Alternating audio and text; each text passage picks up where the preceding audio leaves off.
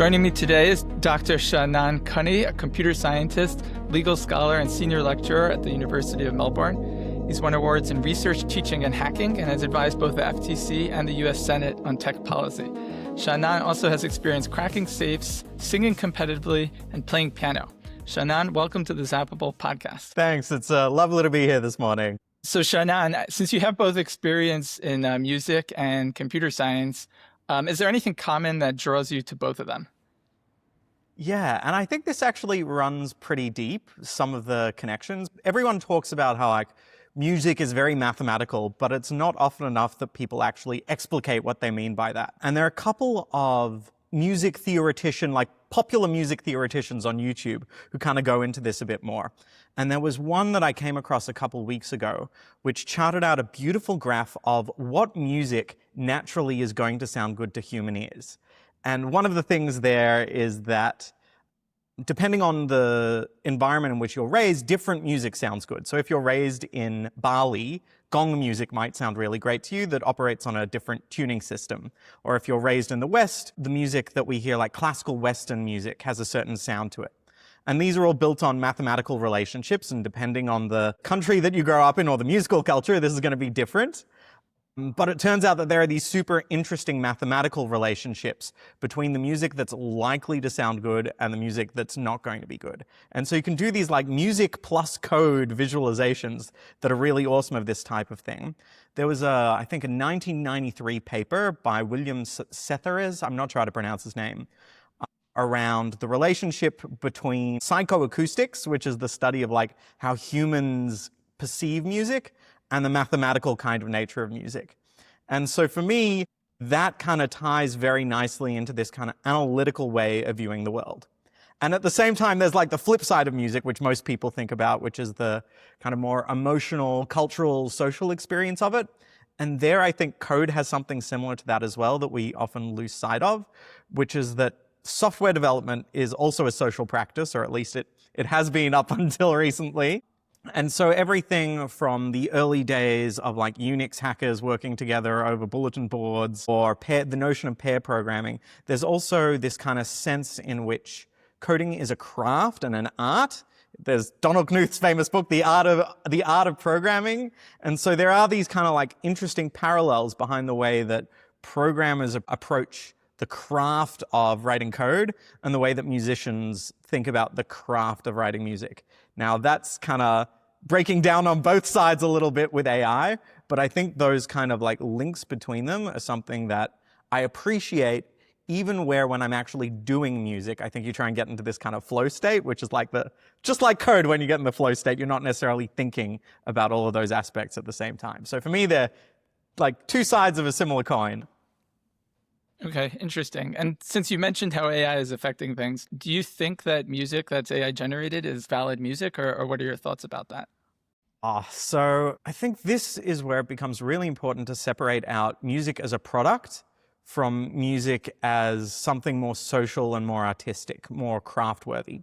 There was a beautiful video essay that Adam Neely, who's a popular online music theoretician, put out called Suno AI Music and the Bad Future.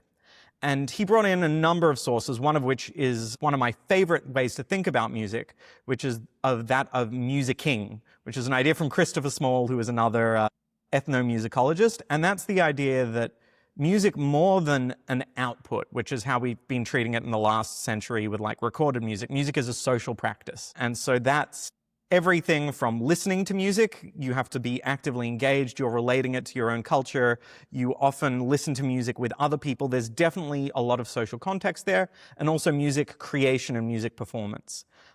And up until like the last century or two, a lot of people's experience of music was either going to the big concert hall when someone comes into town, but much more commonly like making music in the community.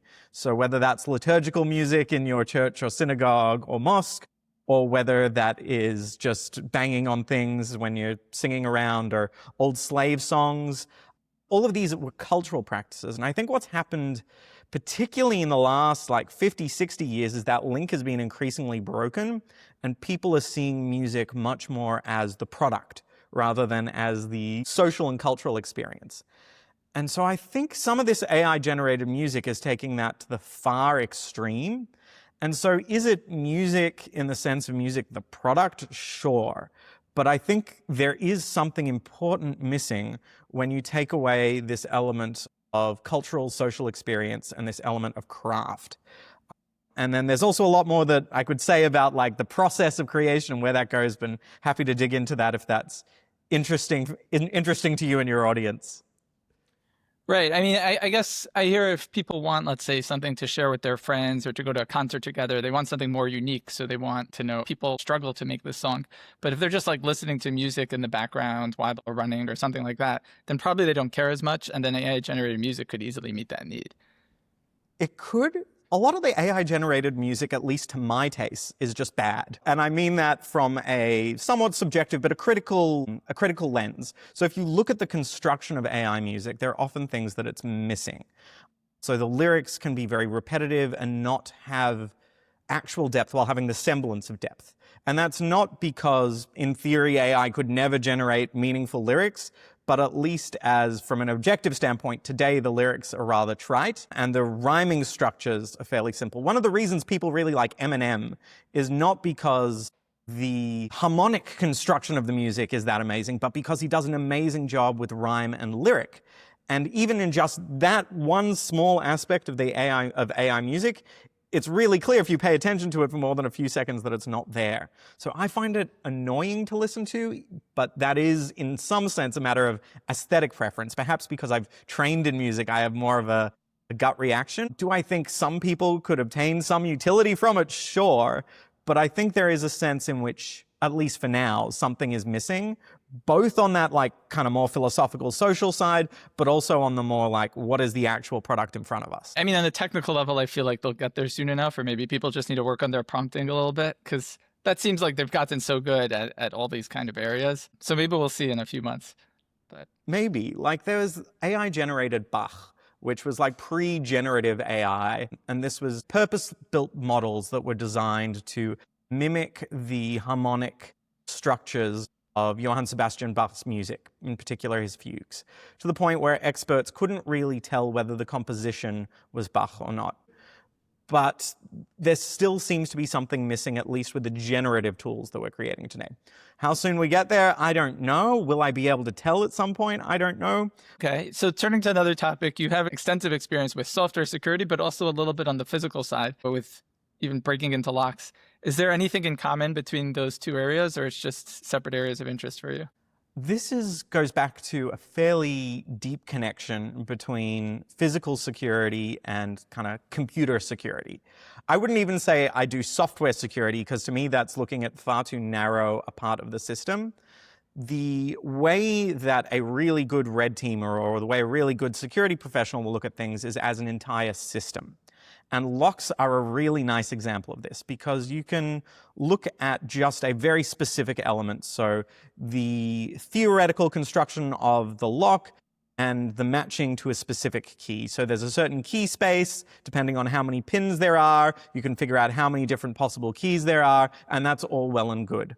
But to actually build this thing, to instantiate it in the real world, there are a lot of considerations that you need to take into account. And this is where lock pickers think about locks in a similar way to the way that computer security people think about computer systems. So when you make a real lock, there are like machining tolerances. And those machining tolerances come into play when you're actually lock picking. You're relying on the fact that not only are certain combinations of pins ineffective when you would put them in a real world lock, but the quality of the machining of the lock itself leaves imperfections that you can exploit as a lock picker. Now, a really good physical security person as well also doesn't stop at the lock. The lock is within a door. The door has a latch mechanism.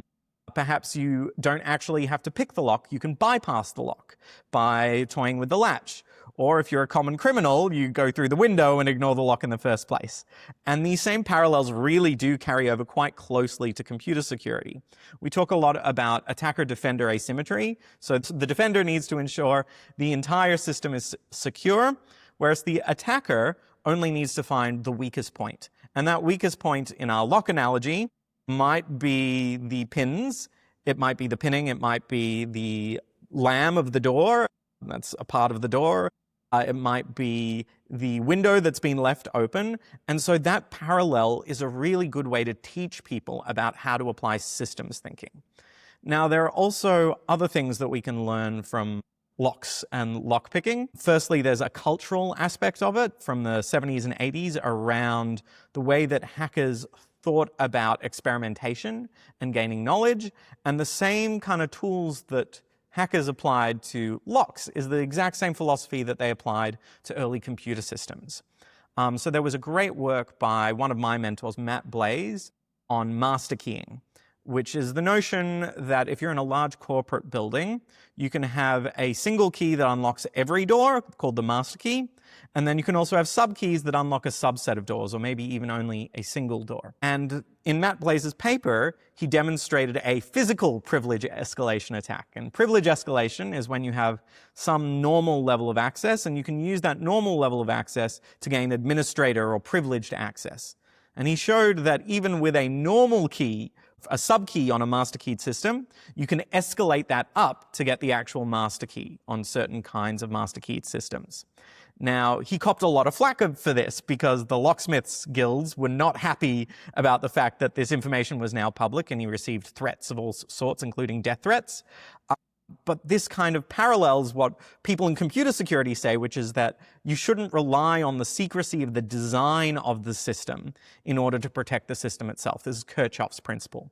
And so this was a real physical analog of that principle that applied very directly in digital systems. So you've got all of these different individual lessons you can learn. You learn about the culture of hacking. You learn about particular types of attacks and ways of thinking about things. You can learn about the principles. So I think it's a skill that every computer security person should try their hand at least with for a few minutes. Have you ever used your lockpicking skills in practice in the real world? Within the past 2 weeks, yes, but no comment. I am very... This gets me into trouble quite a lot. I'm very good at losing keys, forgetting keys, locking myself out of buildings, etc. And so having skills in physical security has come in handy more than once. The most prominent of these was when I was a graduate student. I locked myself out of the dorm, which at that point, this wasn't a lockpicking attack, but similar physical security. I came up with a way of getting back into the building by bypassing the security systems on the dorms. And that resulted in more than a little trouble for me, shall we say. But it has proven a useful practical skill lots of times as well. So usually you're breaking into areas that you should have access to, you just are missing your key. Exactly. So that's how I stay on the right side of the law. I break into things, but they're things that I should have access to, but for some reason I don't. Yeah, I mean, one interesting difference, I guess, between physical security and like software security, I feel like once you're on the internet, if there's a vulnerability, something will find it. Like you're open to the whole world. There's no risk for people from another country trying to break in. And physical security, I feel like just needs to be like, okay. And then usually like there aren't so many people trying to physically break into buildings. So once you reach a certain level, it's usually good enough. I think that is true to a certain extent of software security, but this tells us a bit about the role that locks actually play in life. But picking a lock is not actually that hard. In particular, the locks on most people's houses, at least when you imagine the American white picket fence house with the front door, those locks are typically not very secure. It would likely take me under 30 seconds to bypass or to pick any given house lock.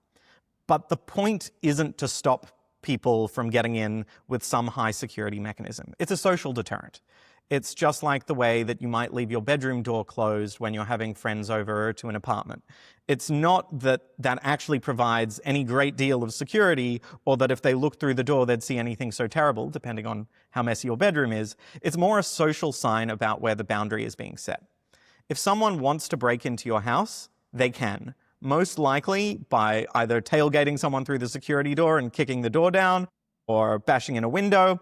It's more that it adds just that little bit of friction and that little bit of social signaling. And this does happen in software security as well. Not quite as much with the signaling, but to the extent that adding a bit of friction makes you a slightly less soft target, and so you're no longer a target of opportunity. A lot of crime, not all of it, there certainly are more sophisticated attacks, but a lot of crime does happen by moments of opportunity where someone sees that a door has been left open, or a car has its lights on and it's been left outside and the key is still in the ignition. All those types of things are scenarios that someone might take advantage of. And so the function of both your firewall and your basic security hygiene and the lock on your home is not necessarily to produce a technical impediment that a nation state couldn't bypass. It's more to provide that little bit of friction and that little bit of social signal. Yeah, now turning to your experience teaching computer science, so you have extensive experience there. How have you noticed that it's changed recently as, generative AI has become so common and powerful? This is the doom and gloom part.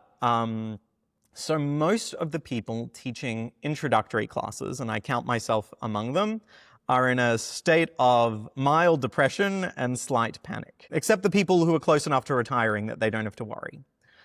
What we've seen is that software tasks that would traditionally give in an intro programming class, so go home, work on this assignment for 2 weeks, skill up a little bit, learn basic programming paradigms and abstraction, those tasks are no longer actually completed by our students. Or to the extent that they're completed by our students, they're a student prompting an agent once and then copying and pasting the output into our submission system. One of my TAs estimated that somewhere between 70 and 90% of the submissions that he graded had clear hallmarks of AI use. And to give you a sense of how he picked up on that, so my class, I teach an introduction to C programming. It's data structures and algorithms through the lens of C. And in a typical year, we would teach some of the more interesting C keywords, so stuff like static and volatile. I might mention those, but I'd almost never see a student use it in an assignment because that level of sophistication often comes with experience, knowing about variable lifetimes in detail enough to think about how to manage those. Typically, students would have messy variables, messy variable names, structure that was imperfect, and yet assignment after assignment used sophisticated constructs and paradigms in C that I'd never seen previously in my career. And this is also true of my TA. This is what he picked up on. And this to us flags that the students are no longer completing the work. And so that's on the side of just, I think, a little bit of frustration, because as much as we communicate that the only way to develop these skills is by doing the work, the students, for whatever reason, don't do that. And they all have legitimate reasons. Life is stressful. This is more effective. Am I ever going to actually need to program? But I do still think that we're missing something by not teaching them how to think like a computer scientist. There's the other view, which is, well, maybe thinking like a computer scientist needs to change. Maybe you don't need to think about code itself, because I think all of us are slowly coming around to the reality, or some of us faster than others, that humans probably won't be needed to write very much code in the future. I don't write very much code now, and previously that was something I really enjoyed as an artistic or craftful endeavor, was writing the perfect little function that did an algorithm in much more efficient time. And now I do what everyone else does and prompt the machines. And so this is causing also a moment of self-reflection and inner turmoil around, like, what is our role here as educators? What should we be teaching? And so at least at that kind of introductory level, things have really changed. Now, for higher up levels, once students have attained a baseline of skills and you're starting to do things in a more sophisticated manner or teach pure theory, I think there is still a little more room for hope, and I'm happy to chat a bit more about that if that's interesting. Well, yeah, I mean, it is an interesting question in terms of what do you think the goal is now? Because not only could AI do small level coding, but it's starting to be able to do like complete projects almost. I mean, we still need a human currently prompting it, but we don't need a person as involved in the technical details. So what should the goal be? Like, what is the student trying to learn? What are we trying to accomplish? So I teach at two very different places. So this fall, I'm going to be teaching at Tufts, which is a kind of, you can think of as a liberal arts college with a research focus. I mean, it graduates doctoral students, but it's small classes, kind of seminar style. That's on one side. On the opposite side, I teach at the University of Melbourne, which is a large state school, and my smallest class is 400 students. And the kinds of things that you might think about teaching, or the way that you teach, has to shift a lot. I think, for me, one of the things I want to actually communicate in my lectures is the beauty of the topic, to encourage self-motivation and self-exploration. Because coding and computer science is, in many ways, a craft. It's a skill. It's something you have to spend your own time on or you're not going to get better at. If you want to work producing slop applications for SMEs, AI can do that. But at least as an educator, that's not my goal. That's not what I want to do. What I want to do is cultivate individual growth and judgment, try and motivate the students to understand why they might pursue their own learning in the area. Because again, I only have them for one class, or maybe if I'm lucky, I see them for 3 to 4 years. And after that, it's going to be their own sense of wanting to learn and their own sense of motivation and a level of autodidacticism that really drives them.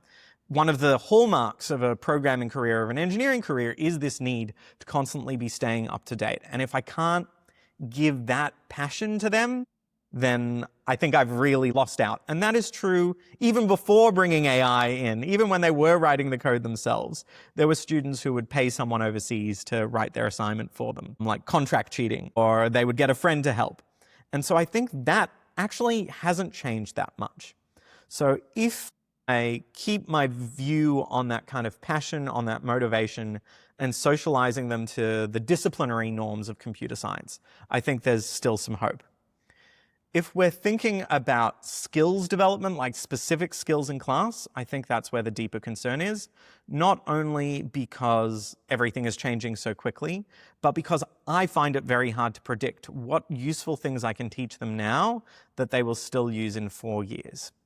Now, college education has never been about vocational training directly. I mean, med school and law school a little more so. But even in law school, they teach you how to read appellate opinions. They don't spend as much time teaching you how to redline contracts that you're swapping between firms.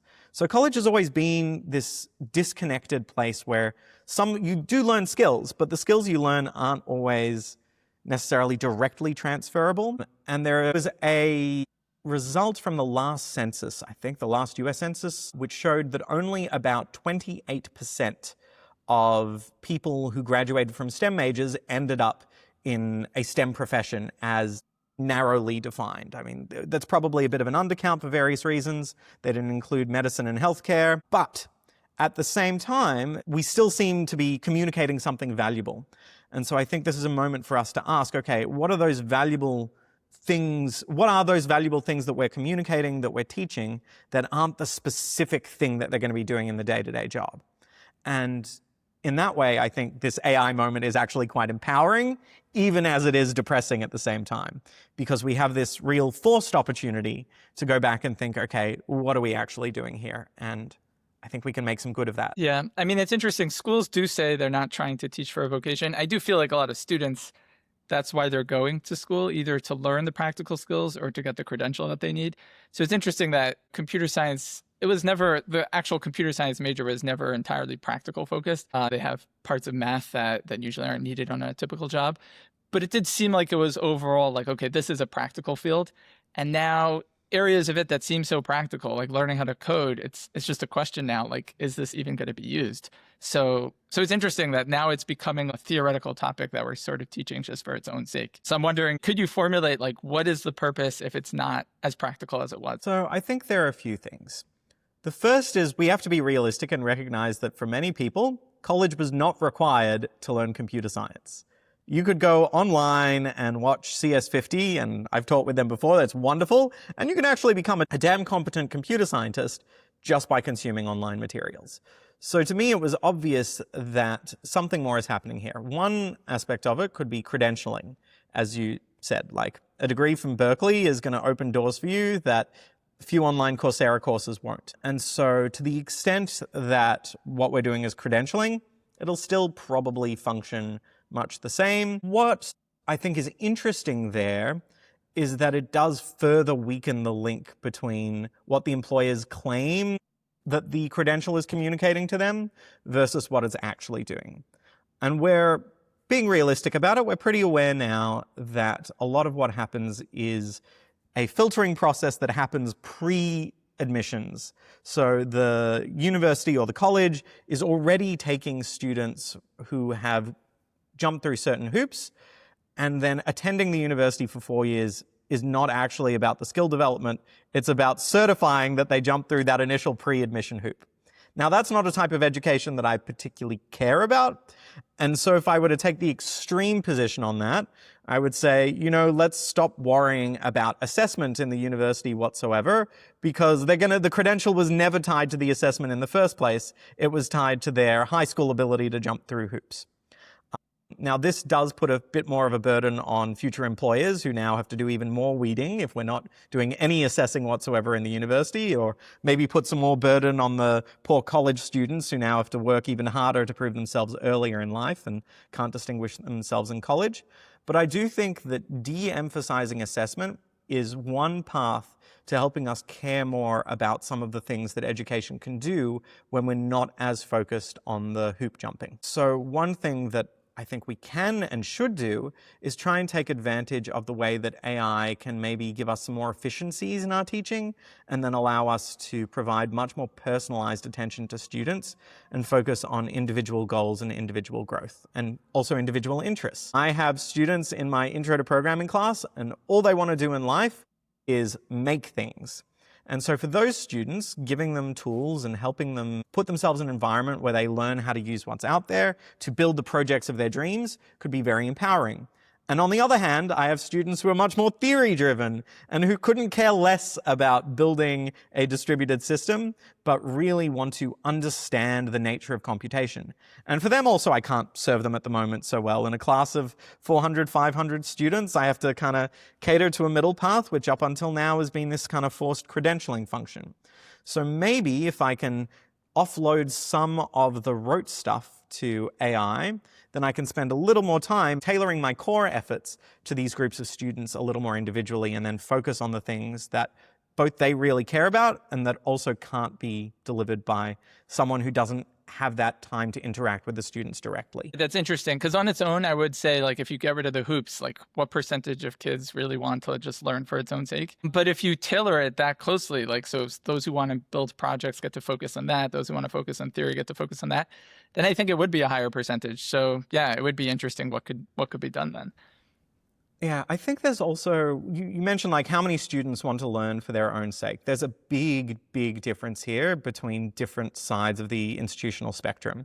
So you've got the super motivated high school students who are already on Coursera and have finished 4 courses before they even come to college. You have community colleges in the US and technical colleges with students who are really there for a clear vocational reason. You have liberal arts colleges where they're very interested in that seminar style stuff. And then mid-tier state schools where you get a whole mix of different students, some of whom are very motivated and others who just want to party for a couple years. And then you're like prestige, Ivy Plus, R1 institutions. And to lump all of those people together, I think elides really important nuances about people's desire to learn and what they actually want out of learning. There was a 2016 survey of incoming freshmen into, I think it was only 4-year colleges. And that survey showed that 84% of students said that learning things that was important to them was a very important reason. It was on one of those Likert scales. That was a very important reason for attending college. But then you ask those same students on the other items, and 76% of them said that gaining a general education was very important. And even more than that, 80% cited getting a better job, and 74% said career-specific training. So you can have these kind of multifaceted reasons for wanting to be part of college, and that's at least on the expressed preferences side. But as you pointed out, the revealed preferences are somewhat different. There was another study by Philip Babcock, who is a social scientist, and he found that the amount of time that students spend actually doing their college work halved between 1961 and 2003. So at least the extent to which we're successful in getting students to learn for its own sake seems to not be as successful as we might hope. So maybe the suggestion that we were both building on, that perhaps with closer tailoring we could up those numbers and get back to the point where students are really self-motivated, is a possibility. I'm hopeful. At least I have to be optimistic, or else I'd need to change careers. Right. I mean, it's challenging because probably a big part of the change over those decades is just more people going to college and university. So it could be people who wouldn't have gone in the past aren't as interested in just learning for its own sake. Yeah, and particularly the GI Bill shifted the college demographic substantially and led to this kind of professionalization race or academic race where even to get entry-level jobs, you now need a college degree. And so for a lot of people who previously wouldn't have had the motivation or interest to go to college, they now have a reason why they need to go. And I do think that's been on net not beneficial. More people going to college is net beneficial, but I think we've overdone it in the sense that I think technical and vocational colleges actually have a really important role to play, and we shouldn't be forcing people through 4-year college, and particularly in places that have a research focus, for individuals who just want to get out there and start working. Do you think countries like Australia might do a better job than America does? We've made some very bad mistakes. We essentially eliminated the technical colleges in a series of reforms that happened in the 80s and merged them with the research universities. And what that's led to is a number of universities that have to build themselves as research universities and from which the government expects research outputs, but they don't necessarily have the talent to compete on the international stage and to produce the quality of research that I think really benefits the country. So I think, number one, we underinvest in research compared to the US. We spend, on all non-medical research, we only spend about $800 million a year in government funding for research, but then the pie gets split in places that really would better serve the public in their original form as technical colleges. And that's not to say that no good research comes out of these places, but the ratio is definitely different. They were designed as technical colleges, and trying to force, again, this happened in the US, this happened in Australia, forcing people into the research-intensive route, I don't think does a service to anyone. Okay. Now, turning from the effects of AI on college specifically, what do you think the effects of both social media previously and AI as the upcoming trend, what do you think the effect of those have been on like teenagers and college students? I think we're still a little early on the AI front to really know. Social media is a little better studied, and in particular, there was a consensus report of the National Academies. And for those who are unfamiliar, the National Academies is, if you're a scientist and you've achieved real preeminence in your field, you may be elected a member of the National Academy of Engineering or the National Academy of Science. And now and then they commission reports that attempt to ascertain what is the consensus in a field. These are really the gold standard for trying to understand what do researchers think. And there was one that came out just a couple of years ago on the impact of social media on youth well-being and adolescence. And the results were essentially inconclusive.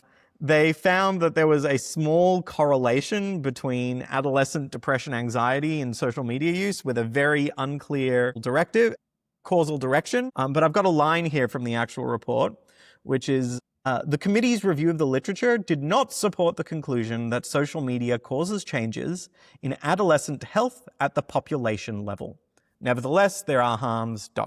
And I think we see this overplayed in the media a lot. It's a very popular line to say social media has ruined our kids, it's on net harmful. And there is some evidence in that direction, but certainly not enough to argue conclusively that social media is net harmful rather than net beneficial. There are also plenty of studies showing various beneficial effects, showing ease of communication among teens, people who can access community that they couldn't previously, LGBT youth in more insular communities that previously would have restricted that. And it's easy to say, oh, well, those kind of pale in regards to the harms and child grooming and depression, but the evidence really isn't there to argue conclusively that it's been harmful. It is very, very heavily disputed, though, and there are certainly individual scientists who take a fairly strong view one way or another. One thing that is fairly clear is that technology on the whole has displaced other childhood pastimes, and you could argue that in itself is a problem. So the fact that kids aren't going out and spending time outside because TV, computers, video games, social media, maybe AI, maybe they're staying at home talking to ChatGPT, but there definitely is that displacement effect. So to the extent that you have a strong prior, that the things that kids were doing prior to 1940 were preferable, then perhaps you'd have a reason to dislike not just social media, but all of these different technologies. Again, we've kind of seen this pattern with every new large childhood pastime. So everything from watching TV to newspapers were originally heralded as ruining the youth. So again, that doesn't tell us whether this time it's actually the real case, whether there is a real wolf. But there is reason to tread a little more cautiously than I think the media likes to do. Now, with respect to AI and social media use in people who already have problems, I think there are much clearer links. So there are patterns that are fairly apparent prior to children engaging in self-harm, where often there is a spike in social media use, but this is also correlated generally to different hours of sleep and wakefulness. So a lack of sleep and staying awake in the middle of the night is correlated with negative mental health outcomes. But again, that's unclear in which direction is the causal arrow.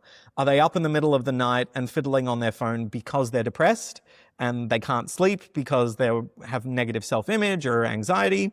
Or is it the fact that they're up scrolling through social media at 3 a.m. that's making them depressed, or perhaps some of both? So I think there is a lot of room to explore that more, but I would be really hesitant to make some of the strong policy decisions that governments are making on the basis of believing that this causal link has already been established. I think the evidence just isn't there yet. Right. I mean, I guess the question is, there's been this uptick in certain negative metrics like suicide among teenagers since 2012. So people say, oh, that's when, the smartphone and Instagram and things like that became popular. So if those aren't a strong enough cause, then you need to try to see like what else might have caused it. And is it that people are overprotective of their children and they don't get to play? Is it other factors? Is it just too complicated to resolve? So I guess that's the question. Like what is it? And then people look at social media and certain aspects of it seem very negative, like, these unrealistic beauty standards, people spending like so many hours a day, things like that. So then they feel like, oh, that must be the cause. Yeah. But yeah. Look, I think if you're a parent deciding for your child, look, I want to prevent my child from going on social media until a little later, and I want to speak to them very carefully and also keep watch on what they're doing. I think all of those are positive things potentially. But that's at an individual level rather than a population level. And so where I think there is a lot more evidence is for children in certain situations, social media use is going to be either net positive or net negative, and you can often tell based on contextual information about their situation, and parents are often well placed to make that judgment, assuming we've got good parents, which is often the case, but not always the case. The problem comes when you try and do population level interventions.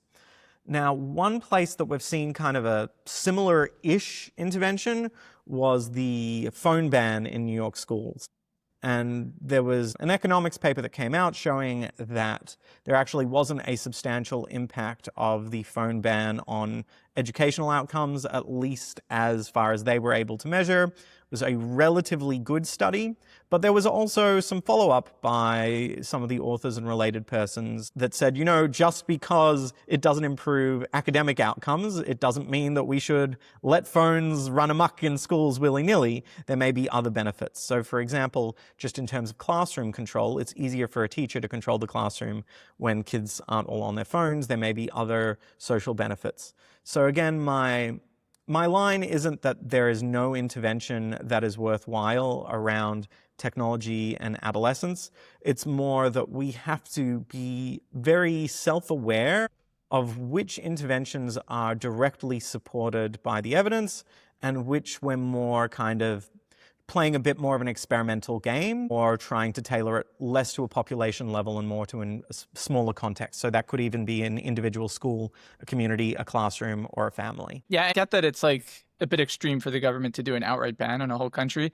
On the other hand, I think the challenge is if a parent wants to ban it for their kids, but all the other kids use it, then that creates like a weird social dynamic. So it's very hard to do on an individual level. But if there was some way to do it on a community level, that seems like a good balance. And then people, if they want, they could leave the community. They could also do experiments then comparing the communities.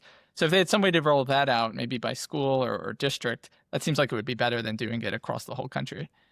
Yes. I've actually have some research in this area. Australia rolled out a social media ban to the whole country for anyone under 16. And the way they chose to do this was by regulating the social media platforms. So if you are a social media platform, you have to take reasonable steps to remove under 16s from your platform and to ensure they're not there. Now, this regulatory intervention has now been in place for about 6 months, maybe a little over, and there's been time for some initial results. Now, I have a couple papers on this, and there was also a paper by Cass Sunstein and some of his co-authors. I've forgotten who the first author was, but essentially they found that the ban was unsuccessful, and you still got this kind of disparate impact that you were talking about, where some kids are still on social media, and those kids self-identify the other kids who are not on social media as the uncool kids. So rather than solving the bullying problem, it may have exacerbated it. And this is also true in my research, in which we did focus groups with some young people and found that essentially all of them knew how to get around the ban if they wanted to. And the thing that was much more determinative of whether the ban worked or not was, what did the parents want to do with their own kids? Now, the Australian Prime Minister, Anthony Albanese, has openly said that the motivation for this is to try and give parents ammunition to police their own kids. But as the Sunstein paper showed, unless you achieve kind of a critical mass of kids off social media, whether that's because the parents in the families have chosen to kind of enforce it or it's become technically impossible, unless you get to that kind of tipping point, it's not really going to be effective as a social intervention. And so I think that's more or less where it's landed. And even the regulator in charge of administering the social media ban has said similarly that she doesn't have adequate power to actually enforce the ban, and has kind of cautiously and subtly implied that it's not really working as it was designed. I mean, I guess one thing that proponents of such bans could say in response would be that you just need stronger controls. Like, you make it even harder to get an account if you don't show even stronger proof that you're a certain age and that you're actually that person. So yeah, what would you say in response to that? I think the more intense you make the restrictions, the more you start to impinge on civil liberties. So requiring everyone to present their ID when visiting a website is probably a non-starter for people in America, or at least from my understanding of American culture. And even in Australia, people are very uncomfortable with it, and it did not have very much political buy-in. So there's an explicit carve-out in the law that says platforms that choose to use government-provided ID as a way to ascertain age are not permitted for this to be the only way to establish that you're over age. And so what's happened is they're scanning people's faces and trying to guess how old you are based on a scan. Now, I have some forthcoming research on this that I unfortunately can't spoil, but with all the methods we tried, we were at least able to bypass them some of the time through the front door just by messing up your face or putting on a disguise. The models are getting better, so maybe that will stop. But more significantly, pretty much everyone knows how to use a VPN, even the 12 and 13-year-olds. And so unless this ban is kind of regulated globally and you start cracking down on VPNs, you're going to have a really, really hard time enforcing this at a technical level without starting to introduce internet-level censorship. Now, the UK has been floating this idea in the last couple months. There have been a couple members of the House of Lords who have endorsed a crackdown on VPNs, but there are a number of reasons why we should feel very wary about any such proposals, because that is going to have very significant knock-on effects. And given that the harms of social media are already somewhat disputed on net, the benefit of imposing a countrywide anti-VPN and internet censorship system is not something that I would endorse. In fact, quite the opposite. I guess the question is similar to the physical locks that you mentioned before. Maybe you just need a certain level of difficulty, and then it's not expected to be on social media. I don't know if that's true. Maybe it's so trivial that kids will just do it no matter what. But once you have that certain level of difficulty, it doesn't have that same pressure, that social pressure. And then if some people want to get around it, that's okay. Like, we weaken the expectation of everyone to be on it, and maybe that's enough. So there's a good point that's in parallel to that, which is, well, maybe it's not working because today's 13-year-olds have 14-year-old friends, and the 14-year-olds have 15-year-old friends, and the 15-year-olds were already on social media before the ban. And so perhaps it's just a generational thing. The last paper I published on this suggested that perhaps that's not true, and the reason we're a little skeptical of that is because we've found cross-age group socialization of the bypass methods. And so it's not just the 15-year-olds sharing with each other, It's groups of kids across year levels, particularly because there are sibling dynamics, sharing both why they use social media, what social media is, and why they might want to get around it. And so it's unclear the extent to which a generational shift will change it. It's still plausible because even that socialization mechanism can change as the generation changes. Perhaps there will be a discontinuity in the way that today's 8-year-olds relate to the 12-year-olds when they all age up and the 12-year-olds hit 16. But at least the current indications aren't positive for that. I mean, I guess another way to approach these issues is, instead of trying to restrict it by age, maybe try to restrict or reduce the negative effects that happen for all ages. So if they have certain algorithms that are pushing certain content just to get people to click, but it makes them more depressed, maybe they could do something to reduce that and try to have some kind of like positive algorithm boost or things like that. I don't know if that's something that you think might be more realistic. So there I'm much more bullish on our ability to intervene. The large social media platforms have been pretty terrible at transparency around their trust and safety programs, which is the name given to the programs designed to prevent harm to young people and scams and uploading of pornography that's not allowed on the site or whatever it happens to be. And those have been very, very closed to the public. There are some conferences where occasionally practitioners from the companies will discuss a little bit, but they're largely black boxes, and in recent years they've been becoming more and more opaque. There's a well-known story in which Facebook gave a permanent ban to some of my collaborators who were doing trust and safety research on the platform under the reason that they had violated the terms of service. Now, contractually, they are able to do that. They didn't violate the law by blocking these researchers. But my view is that normatively, we should have rules in place to ensure that researchers, public advocacy organizations, and governments can get more insight and might not necessarily be obligated to follow overly onerous terms of service that prevent us getting more information. So I think that's a first step, is more transparency. Transparency alone is not going to solve this, but I think enabling that transparency will then allow regulators and civil society organizations and academics who support the regulators to figure out what kinds of interventions might actually work. Now, I think you can still design experiments to try and determine what interventions might work even without support from the companies, but it's definitely a lot harder. Then on the next front, you have things like the age-appropriate design code, which is, I think, in the EU, which aims to set out what design elements and features should be in place and which shouldn't be in place for a platform that is accessible to a young person, or when a young person is identified as having an account on a platform, what experience they observe. Australia has gone in a slightly different direction, which is a digital duty of care, which attempts to impose a generalized legal obligation on the platforms to look after young users. And the platforms, I think, seeing the writing on the wall, have not been entirely opposed to either of these efforts. So I think there are a lot of things we can do in this direction. Which of these will actually pan out and deliver better outcomes and ensure that we can capture some of the gains without the negative effects?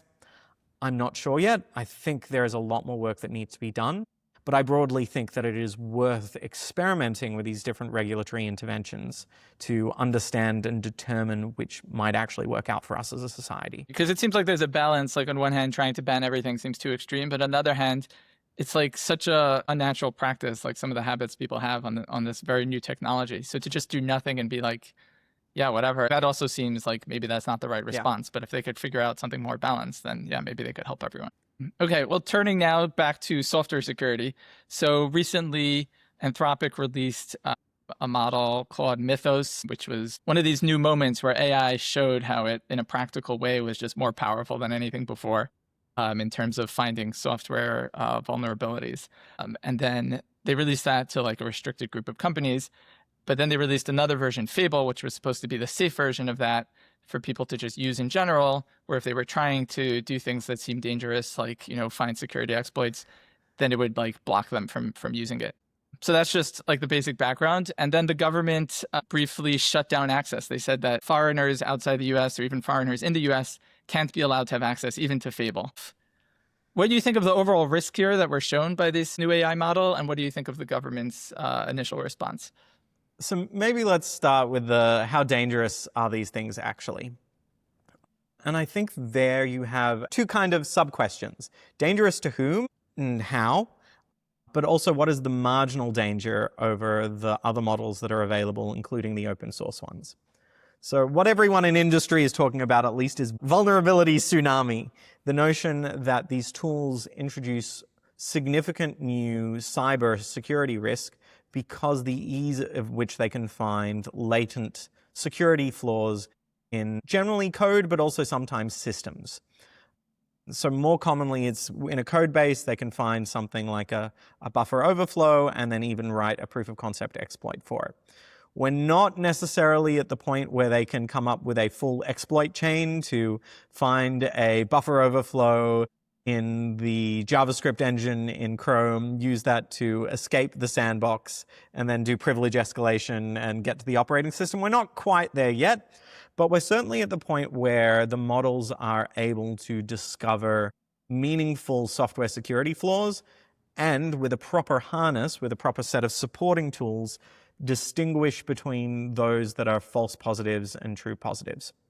So there's still a level of over-reporting that these do, but it's gotten to the point where if you get a few outputs of them, you can be reasonably confident, assuming you've used the right harness, that these are actual real bugs. So they're very good at the first part of that kind of chain, the discovery and the analysis, and then the verification. They're not as good at actually launching the full-scale cyber attack. So we're not seeing, at least to my knowledge, end-to-end attacks by swarms of Mythos bots out there in the wild. So there is some danger because our ability to patch is now a little slower than our ability to find vulnerabilities. Because to patch, you have to actually be awake, know that there is a vulnerability, and send your agent to go and fix it. And in the meanwhile, the attackers can be going off and finding new bugs. And if you were to do this yourself, if you were to ask a Mythos class model to find a vulnerability, there's no guarantee that you'll find the same one that an attacker has already found. So being proactive at the moment doesn't necessarily save you. These capabilities are at the moment pretty much on the frontier. So Mythos and GPT 5.6 Sol, which is the new OpenAI model released this past week, they're mostly on par, and they can both do this. But the open models and the competitors, the Chinese competitors, they're honestly not that far behind. So this is where I think we really have to be cautious about our policy response, because our policy response is only going to be effective for a certain amount of time, and these capabilities are pretty accessible. There's also quite a big question about short-term impacts versus the equilibrium that we reach. So a policy response that is good for the short term might not necessarily be pertinent to the equilibrium.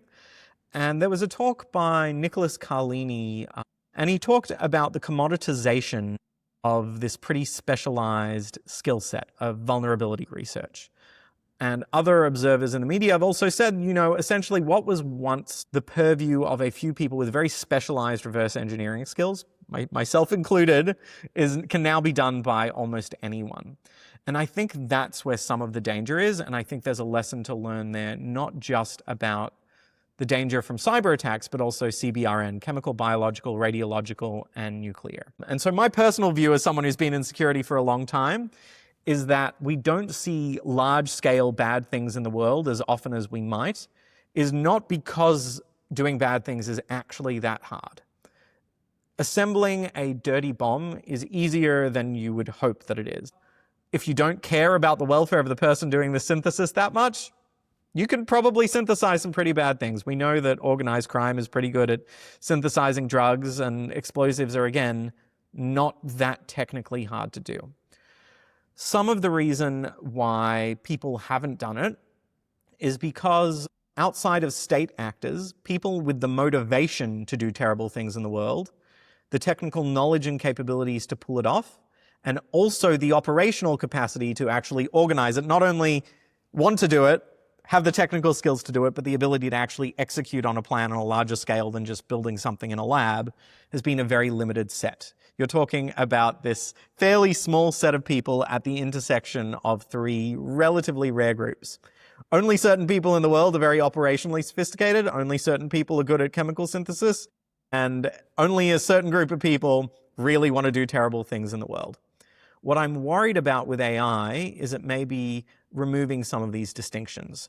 So it's by reducing the technical capabilities and also making even operational planning a little easier, it can increase the accessibility of some of these types of dangers. And so even while I don't think that the set of people who wish to do terrible things is going to expand that significantly, it will a little because of the reduced friction, but even though that set of people isn't expanding that much, I think there is a concern that the barrier for the existing people that we're worried about has been reduced.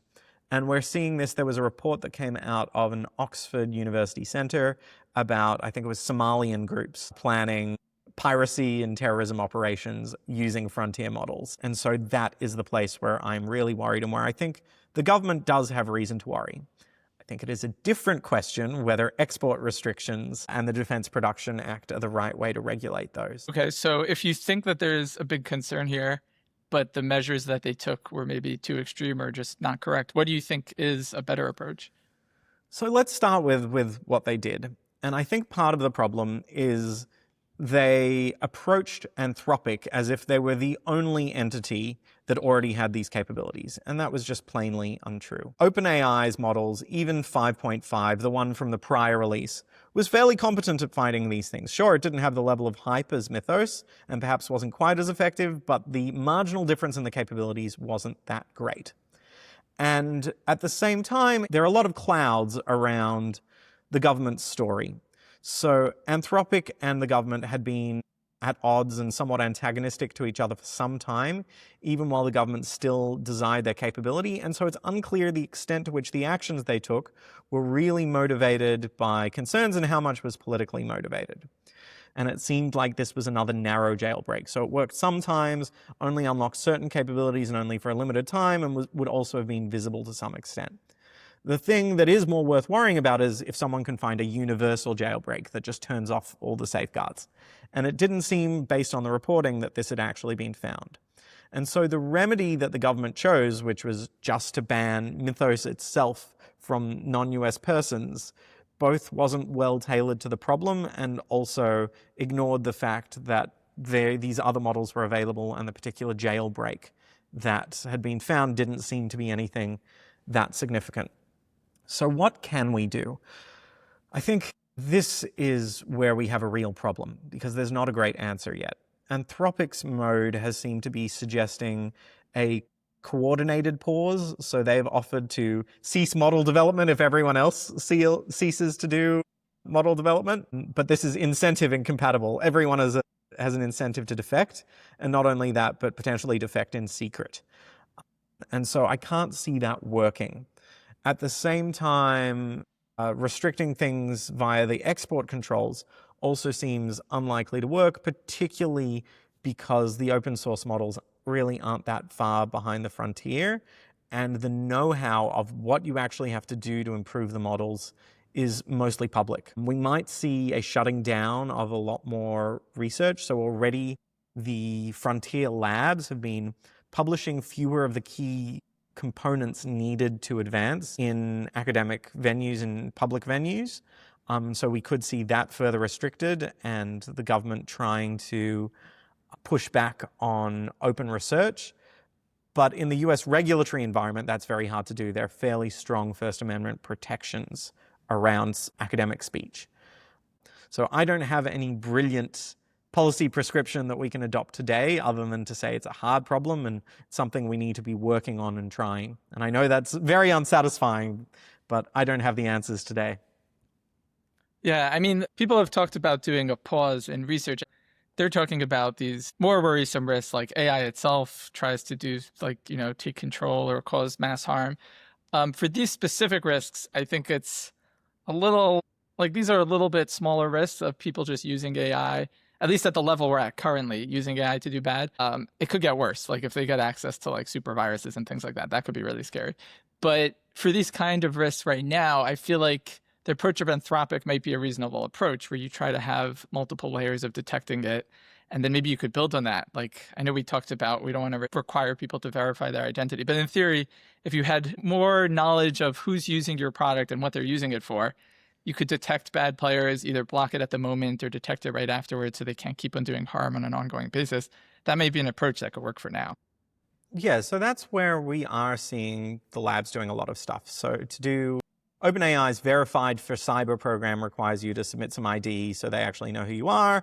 And then they look at your transcripts and they probably are running models over the transcripts post hoc as well as live. So one of the common techniques that I've also done some work on is guard models. And the idea is before a tool call goes ahead, a second classifier or a second model looks at both the tool call and looks at the transcript to determine if what you're requesting to do should be allowed to go forward. And that might be for your own safety, or it might be because you're stepping outside the bounds of what the frontier lab wants to permit, either for cyber risk or for other reasons. Now, the problem is that there are still lots of attacks on the guard models, and a post hoc approach to preventing harm, so we're going to look over the transcripts later and ban people, might still allow attacks through. There is a big colloquial literature on people who create new accounts whenever they get banned, jailbreak it to the extent they can, use the capabilities to do their little bit, get banned, pay another $20, open another account, make a little more progress, and through that methodology can actually assemble a fairly fearsome cyber attack on something or other, despite the existence of the guard models that are stepping in at various points and blocking them. There's also a lot of sensitivity to context depletion. So as you chat longer and longer with a model, the efficacy of the guard models will decrease as that context window fills up, as the size of the context that the guard model has to handle with increases.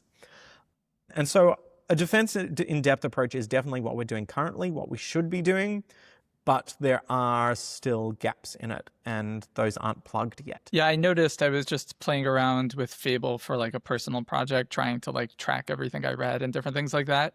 And it put up these warnings for no reason at all, and then it switched off Fable. And it had nothing to do with anything. But I think that's just because the government made them be even more restrictive. I don't know if on their own Anthropic would have been as restrictive as that. Yeah, the overblocking thing is quite funny and happens to me all the time. I'll be doing something totally benign, but because I'm a security researcher and my research papers have something to do with security, they get flagged very often. I haven't experienced that with GPT 5.6 yet, but they obviously are in a different regulatory position, different political position, and so are acting quite differently. And I think that's one of the dynamics to watch for here, is that the frontier labs all sit in a different position in the political and social ecosystem.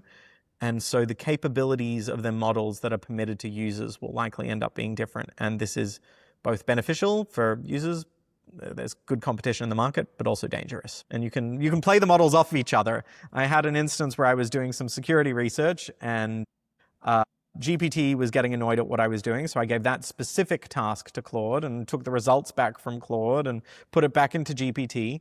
And you could imagine building a harness that does this for you, that looks for when you get blocked by one, sends it to the other with a slightly different context, and then takes it back to the first one again in a new context window. Yeah, I mean, that's, I guess, another case where if they really knew the identity, it could help, because if they see a pattern of people repeatedly doing something, then they could be blocked. And if they knew their identity, it wouldn't be as easy to just create another account. Like in America, if you have to give your credit card and some other verification, it's not as easy. Like the credit card is attached to a name. So there are certain levels where I feel like it would be easier to control, and there would also be a very strong incentive for the companies to control. Like Anthropic has issues of distillation attacks where companies are just training their models on Anthropic's advanced models. So if they could verify people who are doing that, then they could shut them down. It would be very beneficial for them.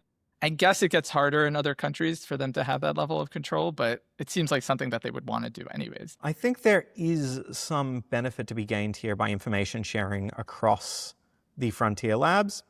And this has often been difficult for companies in the US to do information sharing, even about threats and threat actors, because of antitrust laws, which restrict collaboration and cartels. And I think that's a good thing to have the antitrust laws, but I do think the regulatory security of having explicit carve-outs as opposed to implicit nods could be a benefit. So establishing a platform for sharing between the frontier labs of bad actors and threat signals would, I think, be one thing that would help with this problem. Maybe even we could get some collaboration cross-border, but that's probably wishful thinking at this point. I mean, that hopefully longer term is something that would need to be worked on if people wanted to do things like slow AI development.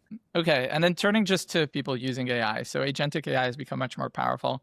It's something software developers are much more familiar with, but I think it's starting to spread into the wider world where you're not just chatting with the AI, but you're telling it to do stuff and it goes off and it will spawn sub-agents, it will do tasks, it will complete projects, create, spreadsheets, things like that. So what are the main risks there of people using it? And people who use it, what are the main things they could take to protect themselves from those risks? So in terms of the risks, I think a good place to start is the lethal trifecta, which is a term coined by Simon Willison, who's a tech writer and coder. The lethal trifecta is access to private data or systems, exposure to untrusted content, and the ability to act externally or communicate. And all of those things are present in a modern day coding agent, just in even the codex for work, I think is the new OpenAI branding of it, and Claude Cowork. Anyway, so the problem here is that you gain a lot of utility by giving agents this lethal trifecta. If you want to have your agent fill out your expense reports at your business, you need to give it access to a private system.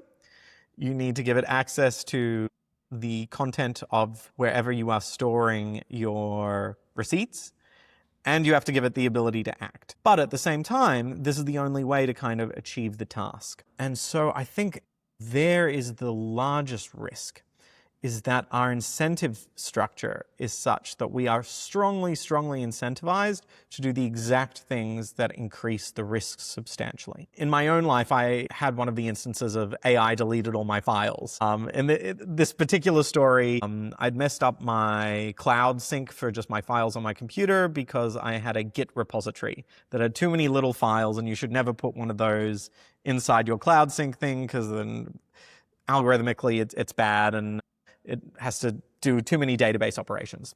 Details. And I told my agent, hey, can you please fix the syncing? And it tried a whole bunch of things. Eventually, it came to the conclusion that the cloud sync repository was too messed up, and the best thing to do would be a total reset. Not realizing that the sync state of the files was mixed. And so some were only present locally, and a reset would result in them being deleted. Now, fortunately, I'm a good computer scientist and back up things regularly aside from the cloud sync. But that was a really nice example of where the intent was actually aligned. The agent was trying to do the right thing. It missed a critical piece of information. I'd given it access, and yet it still resulted in substantial damage, even though I was able to recover from it. It was painful, but able to recover from it. And so I think here what we're missing, or up until recently, is that the same way as we moved in the 2000s and the 2010s from thinking about browsers as just another app to thinking about them as equivalent to an operating system in complexity and importance, I think we also need to think about agentic systems the same way. So they have complex components, a very large trust boundary in that we're giving them exposure to a lot of untrusted content, just like we would for our browser. And we need to start creating boundary mechanisms to enable us to deal with it a lot better. And so the harms that one could experience are really the same sorts of harms as you could do yourself by typing in commands that you haven't vetted. And so that attack surface is really broad. So anything you can do to mess up your own stuff, the agent can probably do as well. And that is the big problem. Right. I mean, some of it could be addressed in like a simpler manner. Like often you could have it run in a sandbox and you don't really need it to be running outside the sandbox. Like you give it access, let's say you're working on code, you give it access to the project it's working on. It could read things from outside, like if it needs to research and find libraries, things like that, but it wouldn't be able to like delete your actual data. So I feel like that's an initial step, but then people might just default to like giving it root access to everything on their computer. And that's where it becomes a problem, that like default. And setting up a sandbox is painful and you need to know what the specific permissions are that this thing should have access to. And people who work in distributed systems have gotten better at doing this, but it's still a real pain. Like, you try and use Linux C groups to isolate things, or Docker containers, but lock down the permissions there, or Kubernetes, or whatever it is, whatever your distributed system of choice is. When you try and lock it down, it ends up being quite painful and a lot of overhead, despite the significant advances we've made. One place where we did actually make real headway was in browser sandboxing.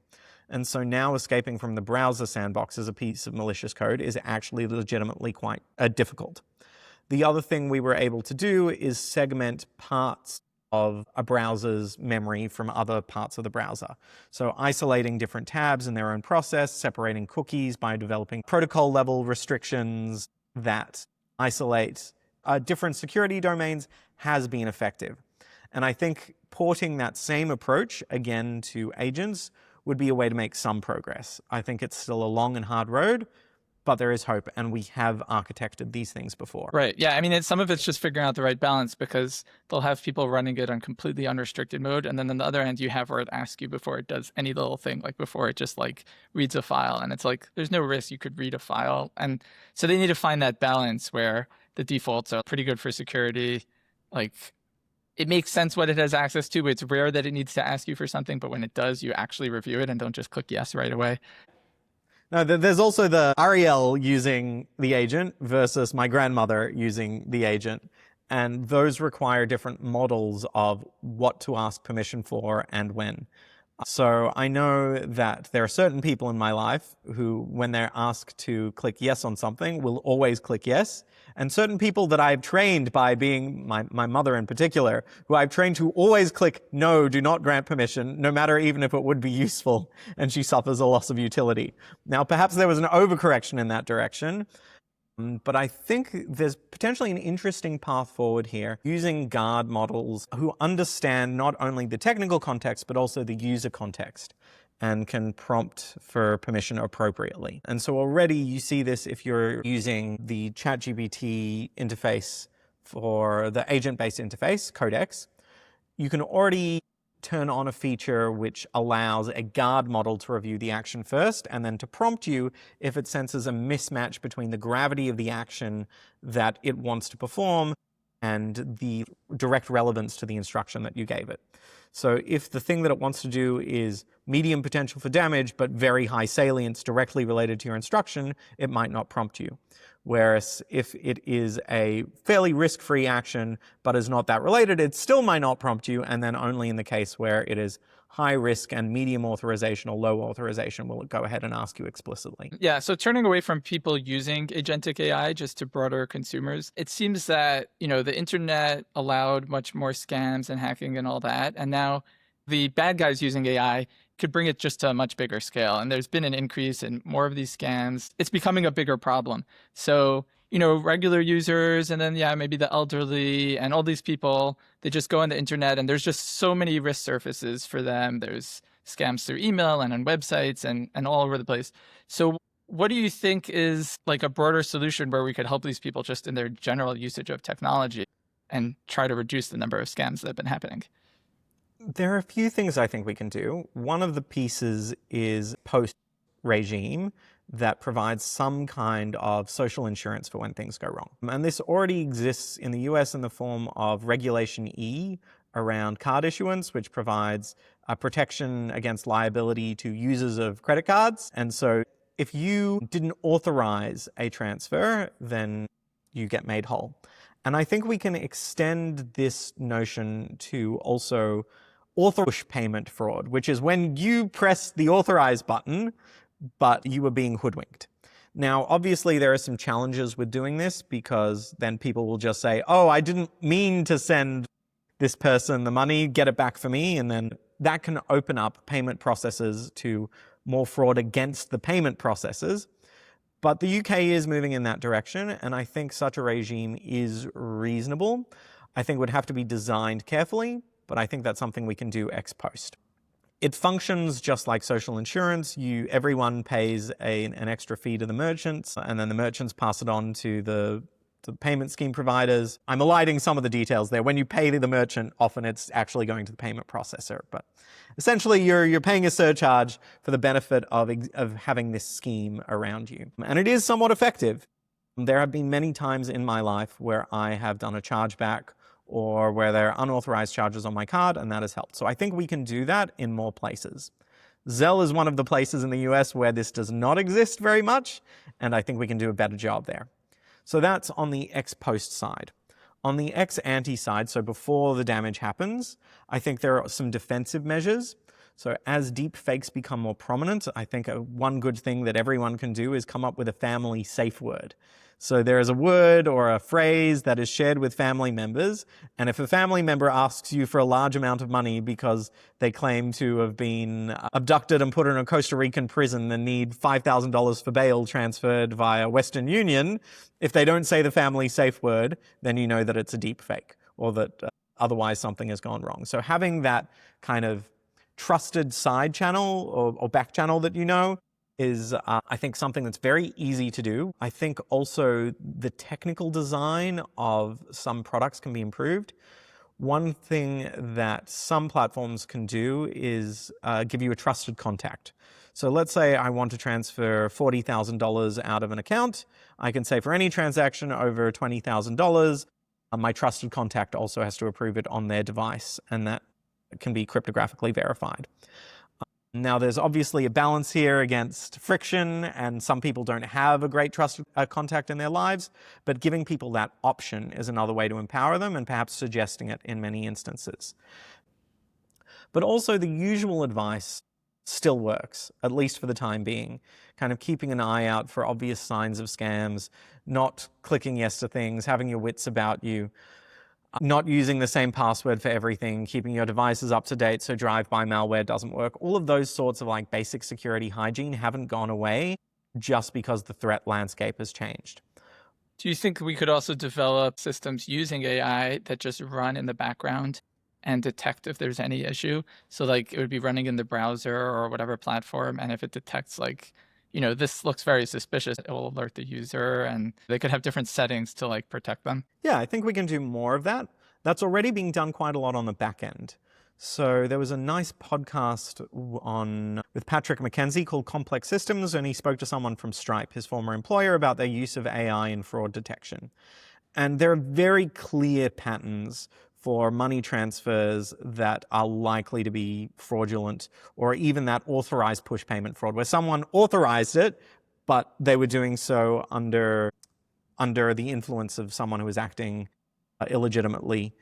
And so I think we can do a mix probably of both. There's probably room to do more on the front end to protect users themselves and their experience, but also on the back end to flag those things and to put in place more friction when someone tries to do something that the system tags as being highly likely to be fraudulent. Yeah, it's just interesting because it's becoming worse and worse, I feel like. And right now it doesn't seem like enough is being done about it.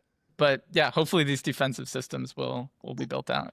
Look, there is a bright spot. And so you see all these news stories like grandmother loses life savings. But there was a paper out by a collaborator of mine, Alyssa Redmiles, a couple years ago that found that the median amount that people actually lose to scams in their lives is not particularly high. It was, by memory, on the order of a few $100s, which for some people can be really, really significant. But for the median American, it's survivable. It's just that the long tail of people who really get hurt by this is significant, and those harms can be life-changing. So I do think we need to protect people, but I also think that there is room for some optimism that both the defensive technologies that we have, the training we can do with people, and the size of the problem, at least in the next little while, seems hopefully manageable. Maybe I'm overly optimistic, but I like to look outside and see the sun. So do you think in the long run that the balance between defense and offense, that defense will come out stronger and the scams will be reduced? In the long run, I am optimistic that humans will develop both the social technologies and the digital technologies to be more protective. And a social technology includes something like insurance, includes stuff like basic literacy on a societal wide level.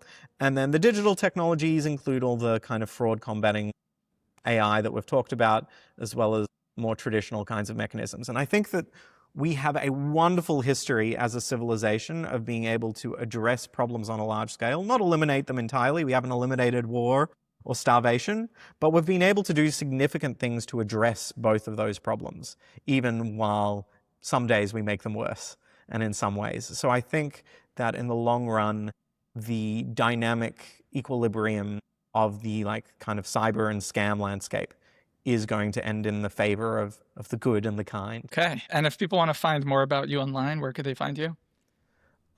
So my academic webpage is at coney.info, COHNEY.info, but I'm also sometimes active on Twitter and very active on Google Scholar. And on Twitter and any other platform, I am at Shaananc, SHAANANC. Okay, Shaanan, thanks for coming on the podcast. Thank you very much. Good to speak.